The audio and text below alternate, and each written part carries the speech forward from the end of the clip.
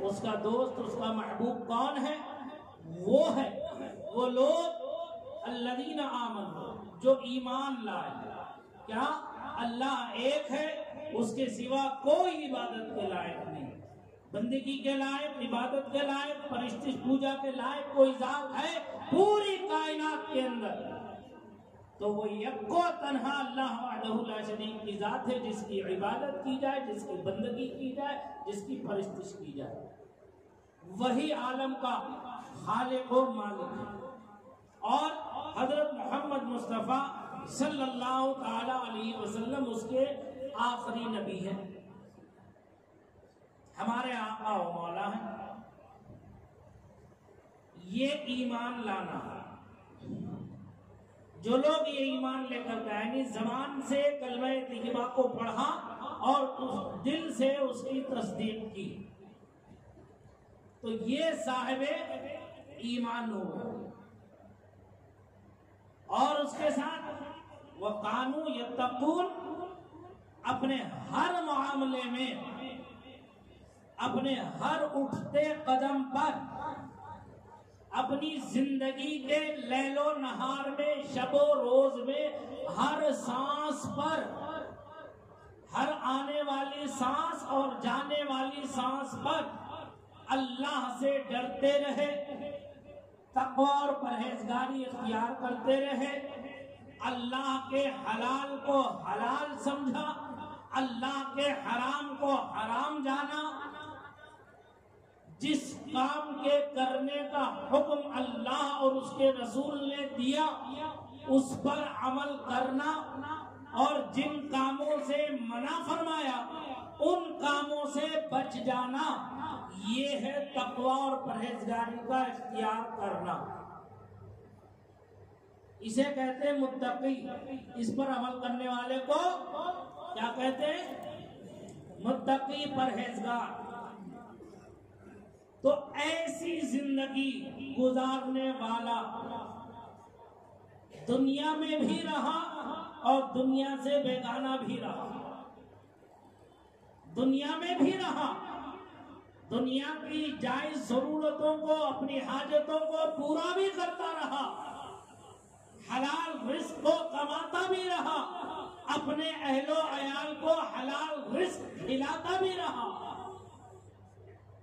جو دو حق اس کے اوپر ہیں، ایک حق اللہ اور ایک حق العبد، یعنی ایک اللہ کا حق، فرائض، واجبات، سنن، مستحبات، ان کو ان کے وقتوں پر ادا کرتا رہا، بشری تقاضوں میں، شیطانی وسوسوں سے، نفسانی خواہشات میں اگر اس سے کوئی بھول چوک یا غلطی ہو گئی تو اس پر وہ نادم اور شرمندہ بھی رہا، بارگاہ الہی آنسو بہاتا رہا، اپنے گناہوں کی معافی کو چاہتا رہا، توبہ و استغفار کرتا رہا، اور اپنے مولا کا حق ادا کرتا رہا۔ اس کے ساتھ حق العبد، حقوق العباد، یعنی بندوں کے حق کی ادائیگی،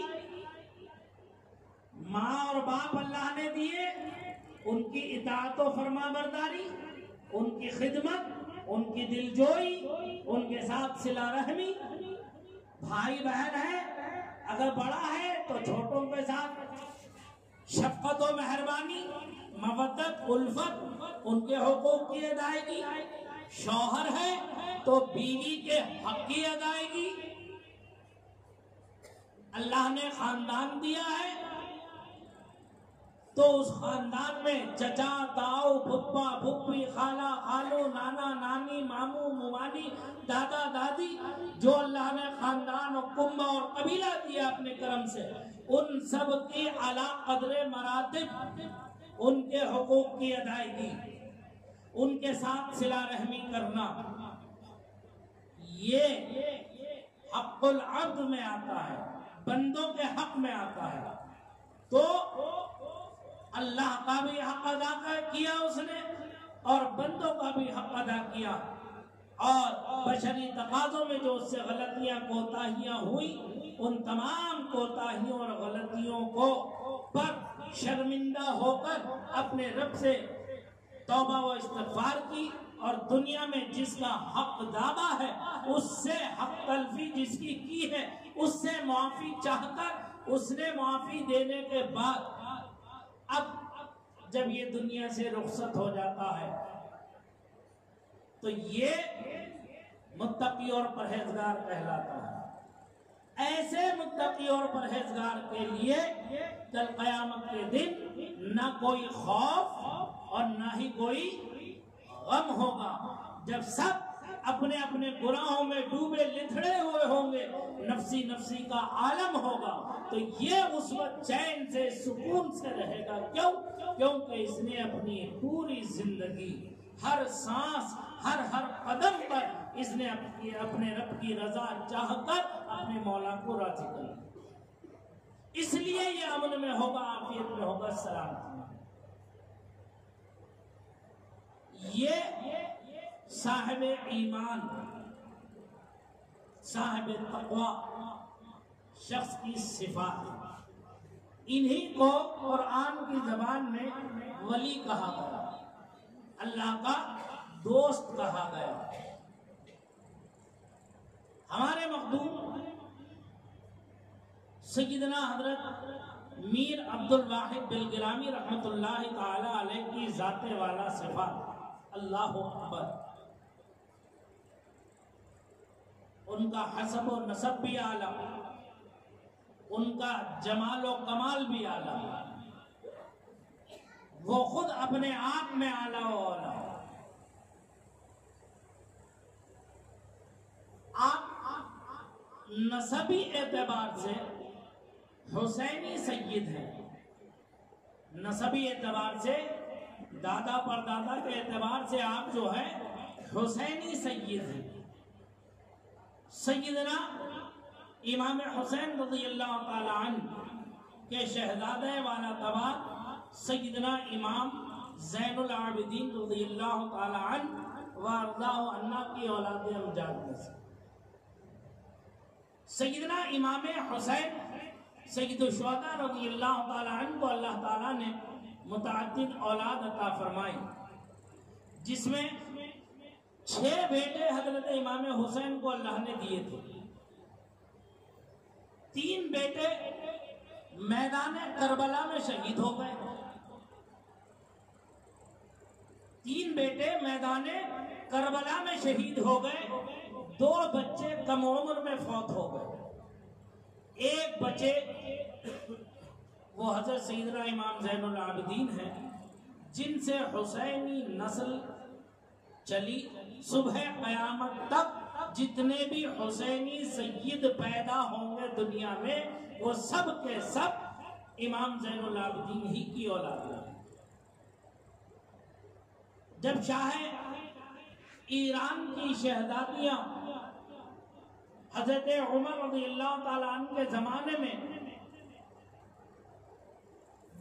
جو ہے پکڑ کر کے قیدی بنا کر کے لائی گئی، اور ان کے ساتھ اور باندیاں بھی تھیں، تو حضرت عمر رضی اللہ تعالیٰ عنہ نے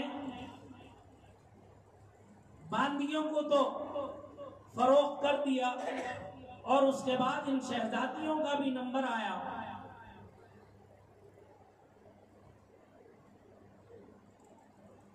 تو حضرت علی رضی اللہ تعالیٰ عنہ کھڑے ہوئے، عرض کیا اے امیر المؤمنین، یہ شہزادیاں ہیں، جس ملک کو ہم نے فتح کیا ہے یہ اس کی شہزادیاں ہیں، شہزادیوں کے ساتھ باندیوں کا جیسا سلوک جو ہے وہ مناسب نہیں ہے۔ یعنی جس طرح سے باندیوں کو بولیاں لگا کر کے بیچی گئی، ایسا ان کا بولی لگانا میری نظر میں مناسب نہیں ہے۔ حضرت علی کے اس کہنے پر حضرت فاروق اعظم نے فرمایا اے علی آپ بتاؤ کیا چاہتے ہو؟ حضرت علی نے فرمایا کہ میں یہ چاہتا ہوں کہ ان کی قیمت طے کر دی جائے، اب وہ قیمت جو بھی ادا کر دے اسے ان کے سپرد کر دیا جائے، بولی نہ لگائی جائے۔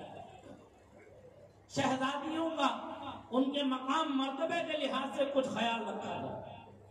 تو حضرت فاروق اعظم نے شورا کے بعد ایک قیمت مقرر کی، جب اسے کہا تو حضرت علی نے خود وہ تینوں شہزادیوں کو خرید لی، تینوں شہزادیوں کو حضرت علی نے خرید لی۔ حضرت علی نے خریدنے کے بعد وہ تینوں بادشاہ کی بیٹیاں تھیں، جس میں مہربانو، مہبانو اور شہربانو، یہ تینوں بہنیں تھیں۔ مہربانو کو آپ نے بطور تحفہ حضرت سیدنا ابو بکر صدیق رضی اللہ تعالی عنہ کے شہزادے حضرت محمد کو دے دیا، مہربانو کو، اور مہبانو کو آپ نے حضرت عبداللہ ابن عمر، حضرت عمر کے شہزادے حضرت عبداللہ کو بطور تحفہ دے دیا، اور تیسری شہزادی شہربانو کو آپ نے اپنے شہزادہ والا کبار حضرت سیدنا امام زین العابدین رضی اللہ تعالیٰ عنہ کو عطا فرمایا۔ سمجھ میں آئی بات؟ تو یہ تینوں بہنیں جو ہے تینوں بھائیوں کے نکاح میں گئی۔ حضرت صدیق اکبر کے بیٹے کے نکاح میں مہربانو، حضرت عمر کے بیٹے کے نکاح میں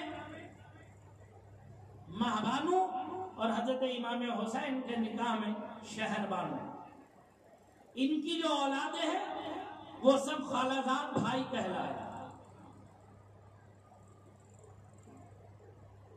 اب توجہ کریں، حضرت امام زین العابدین کے بڑے خالو کون ہوئے؟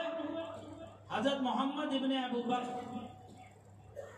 دوسرے خالو حضرت عبداللہ ابن عمر، اور والدہ ماجدہ حضرت امام حسین کے نکاح میں۔ تو ان سے جو نسل چلی، امام زین العابدین ہی باقی بچے، ان سے جو نسل چلی وہی نسل حسینی سادات کہلائی۔ اسی پاک نسل میں حضرت سیدنا میر محمد دعوت الصغرا شاہ بلگرام رضی اللہ تعالی عنہ وارضاہ عنہ پیدا ہوئے، اور حضرت دعوت الصغرا کی 11ویں نسل میں سیدنا حضرت میر عبد الواحد بلگرامی رحمت اللہ تعالی علیہ کی ولادت باسعادت ہے۔ آپ کے والد ماجد، والدہ ماجدہ بہت متقیہ و پرہیزگار تھی۔ آپ نے ابتدائی تعلیم و تربیت وہاں کے اساتذہ اکرام سے کی، اس کے بعد آپ نے اعلیٰ تعلیم کا حصول بھی اپنے زمانے کے مشہور و معروف علماء و فقہاء و فضلاء سے حاصل کیا۔ روحانیت میں حضرت شیخ صفی الدین عبد الصمد رحمت اللہ تعالی علیہ، جو اپنے زمانے کے بہت بڑے ولی کامل تھے، ان کے دست اقدس پر بیعت کیا، اور آپ کی مثال مبارکہ کے بعد آپ ہی کے خلیفہ اعظم حضرت شیخ محمد حسین سکندرہ علیہ رحمت والرضوان کی خدمت میں حاضر رہے، تربیت حاصل کی، اور اجازت و خلافت آپ ہی سے حاصل کی۔ مرید حضرت شیخ صفی الدین سے ہوئے، اجازت و خلافت اور مکمل تربیت جو ہے حضرت شیخ محمد حسین سکندرہ سے کی۔ اس کے بعد سلسلہ چشتیہ میں آپ کے شیخ نے آپ کو اجازت و خلافت سے نوازا، اس کے ساتھ ساتھ سلسلہ عالیہ قادریہ اور سہروردیہ میں بھی آپ کو نوازا۔ آپ اپنے اپنے وقت کے بہت بڑے عالم فاضل تھے. سن 10 ہجری میں، وہ 10ویں صدی ہجری میں آپ کی ولادت ہوئی. وہ زمانہ بادشاہوں کا زمانہ تھا. سکندر شاہ لودھی کے زمانے میں آپ پیدا ہوئے اور جہانگیر کے زمانے میں آپ نے وصال فرمایا. اس بیچ میں تقریباً 10 سے زیادہ بادشاہ تخت نشین ہوئے اور دنیا میں آئے اور چلے گئے. حکومتیں تقریباً 10 بادشاہوں کا زمانہ آپ نے پایا. 100 سال سے زیادہ آپ کی عمر مبارک رہی. آپ نے علم و فن کے وہ گوہر لٹائے، روحانیت میں وہ اعلیٰ مقام حاصل کیا کہ اس زمانے کے بڑے بڑے عارفین کاملین آپ کی بارگاہ میں آ کر زانوئے ادب طے کرتے تھے. آپ کے ارشادات کو سن کر، آپ کے فرامین عالیہ کو سن کر اپنی زندگی کو جو ہے بدل دیا کرتے تھے. اللہ تعالیٰ نے آپ کو بہت مقبولیت عطا فرمائی. آپ نے بہت سی کتابیں لکھی، بہت سی تصنیفات و تالیفات آپ نے جمع کی. آپ کی اپنا کتب خانہ بے شمار نادر و نایاب کتابوں سے مزین رہتا تھا. کوئی کتاب ایسی نہیں ہوتی تھی جس پر آپ نے دیکھا ہو اور اس پر کچھ نہ کچھ لکھا نہ ہو. آپ کا مطالعہ بہت وسیع تھا. آپ نے 2 شادیاں کی. دونوں شادیوں سے اللہ تعالیٰ نے آپ کو اولاد عطا فرمایا، جن میں سب سے بڑے صاحبزادے میر سید عبد الجلیل بلگرامی رحمت اللہ تعالیٰ علیہ ہو. وہ بھی اپنے زمانے کے امام علم و فن تھے. اولیاء کاملین میں ایک عظیم منصب و مقام پر فائز تھے. آپ نے جہاں بہت سی کتابیں لکھی، وہاں ایک کتاب سبع سنابل شریف بھی لکھی. وہ پڑھنے والا یقیناً اللہ تعالیٰ کی رضا کو حاصل کرنے والا ہو جائے. اگر یکسوئی کے ساتھ، سکون دل، سکون دماغ کے ساتھ اگر سبع سنابل شریف پڑھے گا تو اس کا قلب معرفت الہی سے روشن و منور ہو جائے گا. ایسے ایسے حقائق، ایسے ایسے دقائق اس کتاب کے اندر آپ نے بیان فرمائے ہیں.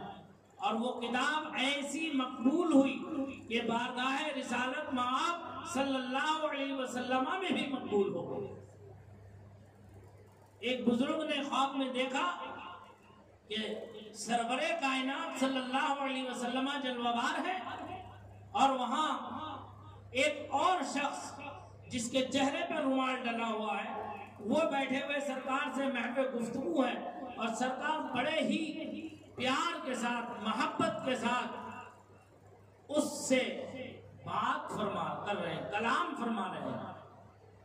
تو وہ شخص کہتے ہیں، وہ بزرگ کہتے ہیں، میں نے سید صبغت اللہ شاہ اس وقت میرے ساتھ موجود تھے. میں نے ان سے پوچھا یہ کون ہے جس سے آقا اتنا پیار فرما رہے ہیں، اتنی محبت فرما رہے ہیں؟ تو وہ کہتے ہیں یہ کوئی اور نہیں ہے، یہ شہزاد رسول حضرت میر سید عبد الواحد بلگرامی جن سے آقا اتنے پیار سے محبت فرما رہے ہیں. وہ بھی جو ہے ان کی جو کتاب ہے سبع سنابل شریف وہ سرکار کو محبوب پسند ہے، اس لیے سرکار جو اس انداز سے ان کے ساتھ گفتگو فرما رہے ہیں. اس کے اندر تاریخ میں آتا ہے آپ اجازت و خلافت کے بعد بھی کسی کو مرید نہیں کرتے تھے. مرید نہیں کرتے تھے. کہتے تھے کہ جب ہم خود ہی صحیح نہیں ہیں تو ہم دوسرے کی کیا اصلاح کر سکتے ہیں. آپ کے شیخ نے ارشاد فرمایا عبدالواحد تم اس نیت سے کیوں رک رہے ہو؟ ہم لوگ جو کسی کو مرید کرتے ہیں اس نیت سے مرید کرتے ہیں کہ ہم بھلے نہیں ہیں تو کیا ہوا، ہم سے وابستہ ہونے والوں میں کوئی تو اللہ کا ایسا مقبول و محبوب بندہ ہوگا جس کے صدقے اور طفیل اللہ ہماری بھی بخشش و مغفرت فرمائے۔ ہم اس نیت سے بیعت کرتے ہیں، ہم اس نیت سے مرید کرتے ہیں، تم کیوں نہیں کرتے مرید؟ کہتے ہیں جب میرے شیخ نے مجھے یہ حکم فرمایا اور یہ ہدایت کی، اس کے بعد سے مرید کرنا شروع کیا۔ آج کیا حال ہے پیروں کا، آج کیا حال ہے فقیروں کا، جھولا چھاپوں کا؟ الامان الحفیظ، جس کی جتنی موٹی جیب اسی کے پیچھے اس کا پیر۔ یہ نظر کہ جتنی دولت میں اس سے اکٹھا کر سکتا ہوں کر لوں، اگر وہ مرید کسی دوسرے پیر سے محبت میں مصافحہ بھی کر لے تو اسے اتنا ناگوار لگتا ہے کہ کہیں ایسا نہ ہو کہ اس کی جیب کا بٹن میری طرف بند ہو کے اس کی طرف کھلنے لگ جائے۔ آج یہ حال ہے۔ ہمارے اسلاف جو کل مرید کرتے تھے ان کی نیت یہ تھی ہم نیک نہیں ہیں تو کیا ہوا، ہم سے وابستہ ہونے والوں میں کوئی تو اللہ کا نیک بندہ ہوگا جس کے صدقے اور طفیل اللہ ہماری بخشش و مغفرت فرمائے۔ یہ نیتیں ہمارے اسلاف کی تھی۔ اللہ تعالیٰ کرم فرمائے، فضل فرمائے۔ شریعت آپ نے سرابل شریف میں لکھا ہے، اعلیٰ حضرت رحمت اللہ تعالیٰ علیہ نے شریعت مطہرہ کی زبان میں پیر کی 4 شرطیں گنائی ہیں کہ پیر کسی کے ہاتھ پر اگر بیعت ہو تو وہ پیر ہمارا کیسا ہونا چاہیے۔ 4 شرطیں اعلیٰ حضرت نے گنائی۔ حضرت میر عبدالواحد بالگرامی رحمت اللہ تعالیٰ علیہ نے طریقت کی زبان میں 10 شرطیں گنائی ہیں کہ پیر کیسا ہونا چاہیے۔ لائق مطالعہ کتاب ہے، اللہ اگر تمہیں توفیق دے تو پڑھو اسے، کیونکہ وقت اتنا ہے نہیں کہ میں ہر چیز پر تفصیل سے بیان کروں۔ سمجھ میں آ رہی بات؟ واقعی لائق مطالعہ کتاب ہے، آپ پڑھو گے تو آپ کے دل کی دنیا بدل جائے۔ یہ اللہ اور اس کے رسول کا بڑا کرم اور فضل اور احسان ہے کہ ہم جیسے گناہگاروں، سیاہکاروں، بدکاروں، قصورواروں کے لیے ایسے ایسے آقاؤں کو پیدا فرمایا۔ کیسے آقاؤں کا بندہ ہے رضا، کیسے آقاؤں کا بندہ ہے رضا، بول بالے میری سرکاروں کی، بول بالے میری سرکاروں کی۔ یہی فیض بلگرام سے ماراہرہ مطہرہ پہنچا، ماراہرہ مطہرہ سے بریلی شریف آیا، اور بریلی شریف سے سرکار تاج الشریعہ اعلیٰ حضرت حجت الاسلام حضور مفتی اعظم، حضور مفسر اعظم کے سینے سے بہتا ہوا یہ فیض کا دریا سرکار تاج الشریعہ علیہ الرحمت والرضوان کے سینہ مبارکہ میں پہنچا، اور سرکار کے سینہ مبارکہ سے عالم اسلام تک پہنچا، ہم گناہگاروں تک پہنچا۔ ہم جتنا ناز کریں ان نسبتوں پر اتنا کم ہے، جتنا فخر کریں اپنی ان نسبتوں پر اتنا کم ہے، لیکن شرط یہ ہے کہ بغیر شریعت کے طریقت مکمل نہیں ہو سکتی۔ ہمارے ان تمام اسلاف نے شریعت کے دامن کو مضبوطی سے تھامے رکھا، تبھی طریقت کا مزہ پایا، طریقت کا جام پیا، طریقت کی چاشنی ان کے اندر پیدا ہوئی۔ جب طریقت انہیں آ گئی تو حقیقت اور معرفت سے بھی وہ بیگانہ نہ رہ سکے۔ وہ جو ہے اللہ نے انہیں طریقت، حقیقت اور معرفت کے سمندر میں بھی جو ہے غوطہ زن فرما دیا۔ سمجھ میں آ رہی بات؟ تو اس لیے شریعت کے دامن کو مضبوطی سے تھامے رہو، کبھی شریعت کے باغی نہ بنو، کوشش کرو، مانا کہ ہم گناہگار ہیں، خطاکار ہیں، سیاہکار ہیں، بدکار ہیں، قصوروار ہیں، ارے جیسے بھی ہیں تو ہم رب ذوالجلال کے بندے، ہمارا خالق و مالک، ہمارا پالنہار اللہ وحدہ لا شریک ہے۔ اس نے فرمایا ان اللہ لا یغفر ان یشرک بہ ویغفر ما دون ذلک لمن یشاء، شرک کے علاوہ ہر گناہ کو معاف فرمانے والا ہمارا رب قدیر ہے۔ کم سے کم اس کی فرما برداری کرو، اس کی اطاعت کرو، اس کے حلال کو حلال جانو، اس کے حرام کو حرام جانو، جائز کو جائز سمجھو، ناجائز کو ناجائز سمجھو۔ یہ حق بندگی ہے، یہ حق بندگی ہے۔ اگر اس کی ادائیگی میں کوتاہی کی تو دنیا میں بھی تمہارا خسارہ ہوگا اور آخرت میں بھی تمہارا خسارہ ہوگا۔ دنیا میں بھی تمہیں رسوت اور ذلت ملے گی اور آخرت میں بھی تمہارے لیے رسوت اور ذلت ہی ملے گی۔ اس کے علاوہ جو ہے رسوائی اور ذلت کے سوا کوئی دوسرا کام تمہارے حق میں نہیں ہوگا۔ اس لیے سچے دل سے توبہ کرو، استغفار کرو، اللہ کی بارگاہ میں سچے دل سے تائب ہو۔ کوئی دیکھے نہ دیکھے، تمہارا رب تو تمہیں دیکھ رہا ہے۔ بند کمروں میں تم کیا کر رہے ہو، تمہارا خالق تمہیں دیکھ رہا ہے، تمہارا مالک تمہیں دیکھ رہا ہے، تمہارا رازق تمہیں دیکھ رہا ہے۔ کھلے عام تم کیا کر رہے ہو، تمہارا خالق و مالک تمہیں دیکھ رہا ہے۔ آدمی تین طریقے سے جو ہے گناہ سے بچنے کی کوشش کرتا ہے۔ نمبر 1، اس پر اللہ کا خوف غالب ہو جائے تو وہ گناہ سے باز آتا ہے۔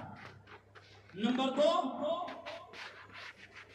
اسے حاکم وقت کا خوف ہو، اس کے ڈنڈے کا ڈر ہو کہ اگر میں یہ گناہ کروں گا تو مجھے اس کی سزا مل جائے گی، رعایت نہیں ہوگی، انتظامیہ میرے اوپر ڈنڈا پکڑے گی۔ تو اس خوف سے، ڈنڈے کے ڈر سے آدمی گناہ سے باز رہتا ہے، رہتا نہیں رہتا ہے۔ نمبر 3، معاشرے کا خوف ہو، سوسائٹی کا خوف ہو۔ میں جو کام کر رہا ہوں یار لوگ دیکھیں گے مجھے کیا کہیں گے کیسا بے غیرت، بے حیا، بدتمیز، اوباش قسم کا ہے، اسے ذرا سی شرم و غیرت نہیں ہے، ذرا سی حیا نہیں ہے، معاشرہ کیا کہے گا میرے بارے میں، اس لیے معاشرے کے ڈر سے اس گناہ سے باز رہتا ہے۔ اگر یہ تینوں چیزوں سے بے پرواہ ہو جائے تو پھر وہ بے باکی، وہ جرات، وہ دلیری اسے جہنم کی طرف لے جائے، اسے جہنم کی طرف لے جائے۔ لہذا میری گزارش ہے کہ ان چیزوں پر، ان باتوں پر توجہ کرو، اللہ سے ڈرو، نماز کے وقت مسجد آ جاؤ، نماز پڑھو پابندی کے ساتھ۔ میں تم سے چاہتا کیا ہوں یہ بتاؤ، میں تمہاری دولت مانگتا ہوں، تمہاری عزت مانگتا ہوں، تم سے میں کہتا ہوں میری تعظیم کرو یہ مانگتا ہوں؟ میں تم سے کیا مانگتا ہوں؟ میں تم سے صرف اتنا کہتا ہوں کہ تم اللہ سے ڈرو، اپنے گناہوں سے باز آؤ، اللہ کے گھر کو آباد کرو۔ کیا یہ بری بات ہے؟ یہ غلط بات ہے؟ سرکار فرماتے ہیں ایمان کا سب سے بڑا درجہ یہ ہے کہ اگر کوئی گناہ دیکھو، کوئی برائی دیکھو، اگر تم میں طاقت و قوت ہے تو اسے ہاتھ پکڑ کے روک دو کہ تو گناہ نہیں کر سکتا۔ یہ حاکم وقت کے لیے ہے جس کے بعد ڈنڈا ہوگا۔ نمبر 2، اللہ نے تمہیں زبان کی طاقت دی ہے، قوت دی ہے، بولنے کی طاقت دی ہے، تو تم اپنی زبان سے اس برائی کو روکنے کی کوشش کرو۔ یہ ایمان کا دوسرا درجہ ہے۔ ایمان کا تیسرا درجہ یہ ہے کہ نہ تمہارے پاس طاقت ہے ہاتھ سے روکنے کی، نہ زبان سے کہنے کی طاقت ہے، تو کم سے کم اس فعل بد کو اپنے دل سے برا تو جانو کہ یہ جو کام کر رہا ہے یہ غلط ہے، یہ برا کام ہے۔ اللہ کے رسول فرماتے ہیں اگر یہ احساس بھی تیرے دل سے نکل جائے کہ یہ گناہ نہیں ہے تو پھر اپنے ایمان کی خیر مانا۔ تو اللہ کا فضل و کرم ہے، ڈنڈے کی طاقت تو ہمارے پاس ہے نہیں، اللہ نے زبان کی طاقت دی ہے، بولنے کی طاقت دی ہے۔ مجھے کسی کا خوف نہیں، کتنا بڑا ثروت مند ہو، کتنا بڑا دولت مند ہوگا اپنے گھر کے لیے، اپنے خاندانوں کا بھی، لیکن اللہ اور اس کے رسول کے فرمان کے خلاف اگر کوئی غیر شرعی عمل دیکھوں گا تو میں کسی کی رعایت نہیں کروں گا، کسی کی پرواہ نہیں کروں گا، وہیں ٹوک دوں گا، وہیں روک دوں گا۔ اور میں اب ایک بات یہ اور کہوں گا، اپنے اہل محلہ سے سنو، مسجد کو آباد کرو، مسجد کو آباد کرو۔ آج کے بعد اگر میں مسجد کے لیے گھر سے نکلوں گا، اگر کوئی ہوٹل پر بیٹھا ہوا مجھے مل گیا نماز کے وقت، ہاتھ پکڑ کے کھینچ کے مسجد لے آؤں گا۔ تم برا مانتے ہو مان جاؤ، برا کہو گے کہہ لو، نماز پڑھنے مسجد آ جاؤ۔ تمہیں بیٹھ کر آٹھوں میں وقت برباد کرتے ہو، دنیا کہاں جا رہی ہے؟ تمہیں کچھ ہوش ہے؟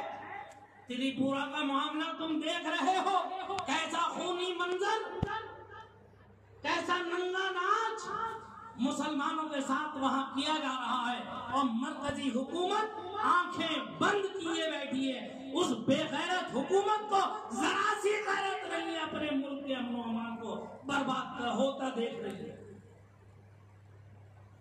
اور ہمارے شہر کرناٹکا، ہمارے اسٹیٹ میں بھی یہ طوفان بدتمیزی قریب آیا چاہتا ہے۔ تمکور کی سرزمین پر کیا نہیں ہوا؟ کیا یہاں کی حکومت اندھی ہے، بہری ہے، گونگی ہے؟ اگر یہ چاہتی تو یہ حادثات کبھی رونما نہ ہوتے۔ تو اسی لیے مسلمانوں ہوش میں آؤ، اپنے اختلافات کو مٹا کر اپنے آپس میں اتحاد پیدا کرو، اپنے آپس میں اتحاد پیدا کرو، مضبوطی پیدا کرو، اپنی طاقت بناؤ۔ بغیر طاقت کے کوئی جھکنے والا نہیں ہے۔ اور یہ کیا نادانی ہے تمہاری؟ یہ جو ویڈیو تمہارے موبائل پر آ جائے تم ایک دوسرے کو فارورڈ کرتے ہو، دشمن کم فارورڈ کرتا ہے اور تم سب سے زیادہ فارورڈ کرتے ہو، اور اس کی ٹی آر پی بڑھاتے ہو، اسے ہیرو بناتے ہو۔ ارے وہ تو جوتیوں میں رہنے کے لائق بھی نہیں، لیکن تم اسے فارورڈ کر کر کے آگے بڑھا کر کے اسے ہیرو بنا رہے ہو۔ کیوں؟ کسی بھی اس طرح کی کوئی ویڈیو اگر آتی ہے تو تم ہرگز فارورڈ نہ کرنا، الٹا تم پر مقدمہ ہو جائے گا، تم پر کیس درج ہو جائے گا کہ امن کو تم عارض کر رہے ہو، قانون کو تم نے ہاتھ میں لیا ہے، یہ اندھا قانون ہے۔ کوئی ان میں کا تمہارا ہے نہیں جو تمہاری مدد کو پہنچ جائے۔ اپنی حفاظت تم خود کرو۔ قرآن فرماتا ہے وَأَعِدُّوا لَكُمْ مَا اسْتَطَعْتُمْ، تم اپنی طاقت بھر تیاری رکھو، اپنا سیلف ڈیفنس بچا کے رکھو۔ کہاں ہو تم نوجوانوں؟ کس دنیا میں ہو؟ کون سی دنیا میں تم ہو؟ کیوں اپنا وقت اس طرح سے موبائلوں میں لے کر کے برباد کر رہے ہو روڈوں پر بیٹھ کر؟ کہ تم اللہ کے امن میں نہیں آتے، اللہ کی پناہ میں نہیں آتے؟ یاد رکھو، مسجد اللہ کے قلعے ہیں، جو اس میں آ جاتا ہے وہ امن میں ہوتا ہے۔ مجھے یہ بتاؤ، جو اللہ نے جسے امان دے دی ہو، اللہ کی امان کو کون کاٹنے والا پیدا ہوا ہے؟ کوئی ہے؟ جب نہیں ہے تو تم کیوں نہیں اللہ کی امان میں آتے؟ میری گزارش ہے کہ اذان کے وقت کوئی بھی ہوٹلوں پر بیٹھ کر کے وقت نہ گزارے، دکانوں پر بیٹھ کر کے وقت نہ گزارے۔ یاد رکھو، کہیں ایسا نہ ہو کہ تمہاری دکانیں سب بند ہو جائیں، تمہارا کاروبار بند ہو جائے، پھر تم روزی کے لیے مارے پھرو، پھر 24 گھنٹوں کے لیے ملا مولویوں کے پاس جاؤ۔ کچھ نہیں ہونے والا ہے۔ اپنے رب کو راضی رکھو، سب کچھ ہوگا۔ اپنے رب کی رضا حاصل کرو، سب کچھ ہوگا۔ اللہ تعالیٰ اس کی مجھے آپ سب کو اس پر عمل کی توفیق رفیق عطا فرمائے۔ میری باتوں کا برا نہ ماننا، ٹھنڈے دل سے سوچنا، غور کرنا، یہ میرا مذہبی فرض ہے، مذہبی ذمہ داری ہے کہ میں تمہیں حالات سے آگاہ کرتا رہوں۔ اگر تم جان بوجھ کر انجان رہے تو اس کا خمیازہ تم خود بھگتو گے، دنیا میں بھی اور آخرت میں بھی۔ اللہ تعالیٰ اس سے ہم سب کو بچا کے رکھے، عمل پیرا رہنے کی زندگی میں قرآن و حدیث پر ہمیں توفیق رفیق عطا فرمائے۔ آمین۔ وآخر دعوانا